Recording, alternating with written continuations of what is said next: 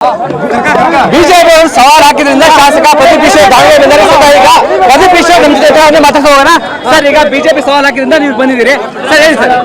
BJP ಅವರು ಮೈನಾರಿಟೀಸ್ಗೆ ಅವಮಾನ ಮಾಡಿದ್ದಾರೆ, ಅಹಿಂದಾಗೆ ಅವಮಾನ ಮಾಡಿದ್ದಾರೆ, ಅಹಿಂದಗಳಿಗೆ ಬಿಜೆಪಿ ಅವರು ತೊಂದರೆ ಕೊಡ್ತಾ ಇದ್ದಾರೆ, ಮೈನಾರಿಟೀಸ್ ನ ತೇಜೋವಧೆ ಮಾಡ್ತಾ ಇದ್ದಾರೆ. ಈ ಚುನಾವಣೆಯಲ್ಲಿ ಅಹಿಂದಾದವರು ಬಿಜೆಪಿಗೆ ಪಾಠ ಕಲಿಸ್ತಾರೆ.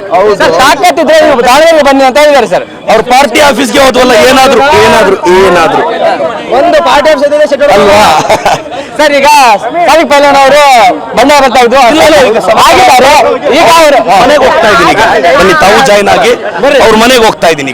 ಈಗ ಸಂಪೂರ್ಣ ಅಲ್ಪಸಂಖ್ಯಾತ ಬೆಂಬಲ ಸಿಗ್ಬೋದು, ಯಾಕಂದ್ರೆ ಸಾದಿಕ್ ಪೈಲ್ವಾನ್ ಬಗ್ಗೆ ಆಗಿದ್ದಾರೆ ಸರ್. ಅಲ್ಪಸಂಖ್ಯಾತ ಅವರ ಕಾರ್ಯಕರ್ತರಲ್ಲ, ನಾವು ಬೆಂಬಲ ಕೊಡೋದಿಲ್ಲ ಅನ್ನೋ ಮಾತು ಹೇಳಿದ್ದಾರೆ. ನಾನು ಎಲ್ಲರೂ ಸಮಾಧಾನ ಮಾಡ್ತೀನಿ. ಒನ್ ವೇ ಮೈನಾರಿಟಿ ಆಗುತ್ತೆ.